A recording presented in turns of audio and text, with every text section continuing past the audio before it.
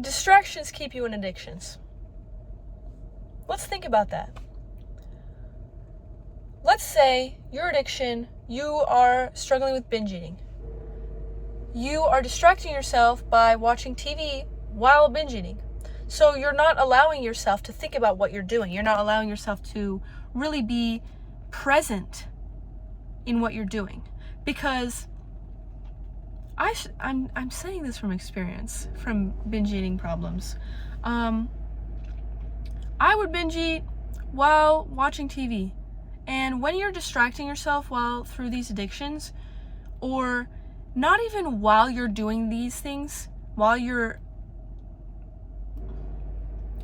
taking actions on these addictions, but just on a day-to-day basis, just distracting yourself from thinking about it, you are never going to be able to overcome it, because you're constantly distracting yourself from letting yourself think about what you're doing, why, and how it's hurting you, how you're sabotaging yourself. Because if you don't give yourself time to think about what you're doing, especially while you're doing it, you will not get out of it. You have to really think about it. You have to deal with the pain that comes from taking accountability and seeing things for how they are, because it was really painful when I looked at myself and I really thought about what I just did to myself. So mindlessly. Just binge eating and watching TV. I have videos where I'm crying, sobbing, being vulnerable for the first time to a camera. Like a visual diary, even though I never uploaded that video. But I talked about how horrible I felt after doing that, and how I can't believe I did that, and how I distracted myself while doing it.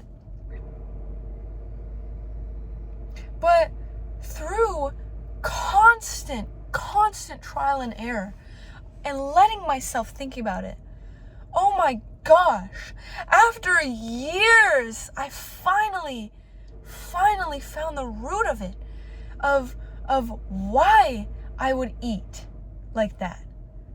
It was a generational curse. My dad struggled with it too.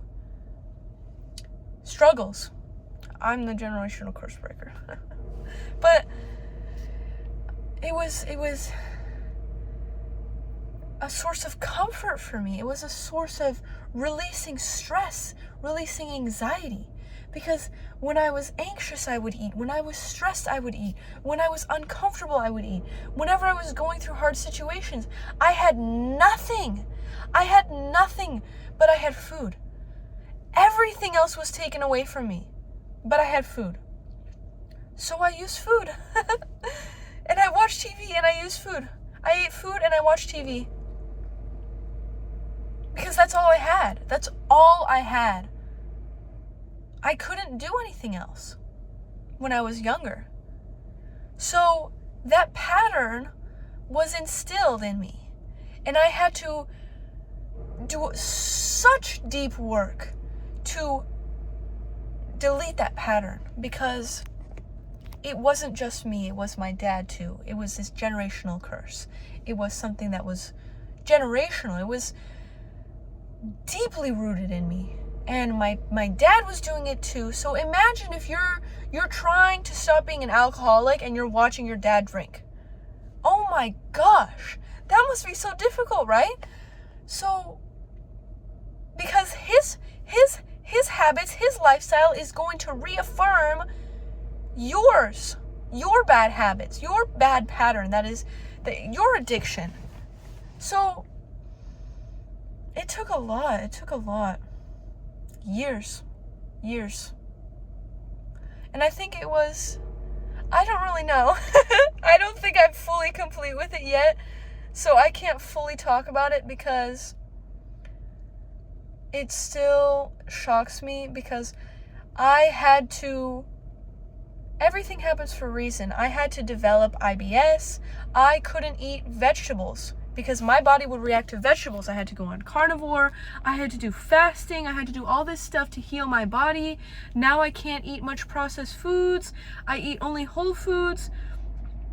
But this is what it took, because I was disrespecting my body to the point of I could have gotten myself really sick. But instead I developed IBS and I stopped, so you know, everything happens for a reason. But if I didn't stop at that time, I think I would have really, really messed up my body. For sure. And I got this sign, like this intuitive nudge, like, if you keep going down this path, you're gonna get sick. And I don't know what type of sickness, but sick in some way. And that really scared me. And that's when I was like, oh, no. I'm not doing this anymore.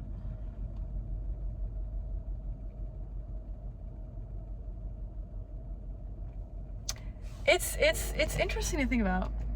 But you have to let yourself marinate in the pain of what you've done. That's just how it is. And you have to let yourself think about it. Why'd you do it? And you have to let yourself be mad and angry and frustrated at yourself for doing it again. And record it. A video in your camera roll of you talking about it and crying about it and being angry about it and being frustrated about it. Because then you can look back on that. Or write about it. Give yourself some tangible proof that pain lasts. To make it last, you have to give yourself tangible proof to make the pain last, so that you don't do it again. But the pain isn't enough. You have to release the pattern. You have to release the roots of the cause of why you're doing this. And then replace it with something new. So now what do?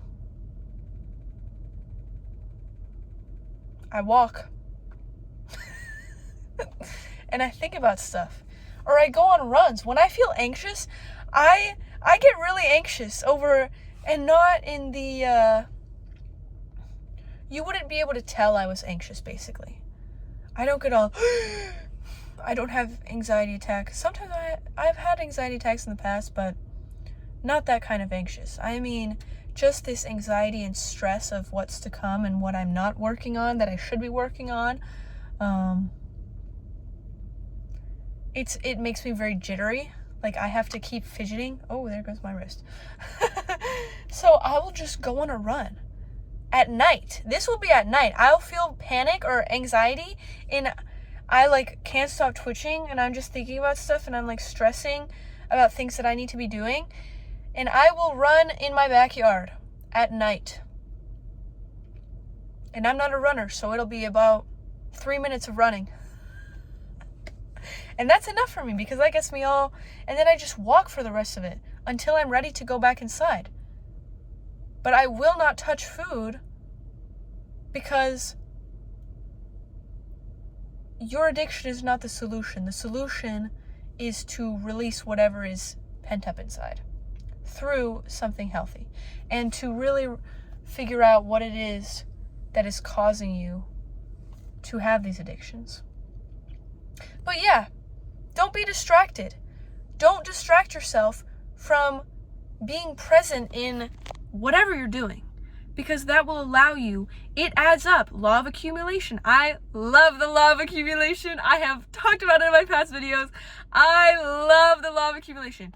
It means things add up. Everything adds up. Everything counts. Everything adds up. So through working on this constantly, consistently, and being present with how I feel, and no, it didn't happen every time.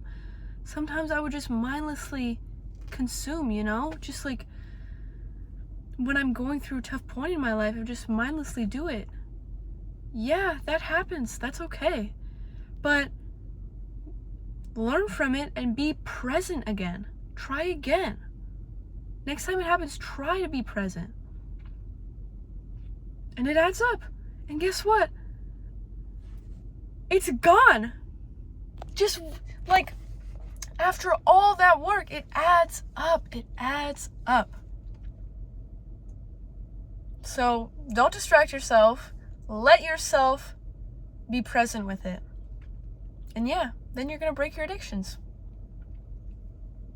Hit the like button, hit the subscribe button, post a comment if you have any questions or if you feel called to do so. Yeah, I hope you enjoyed the video. I hope you learned something, and I hope you have a great day.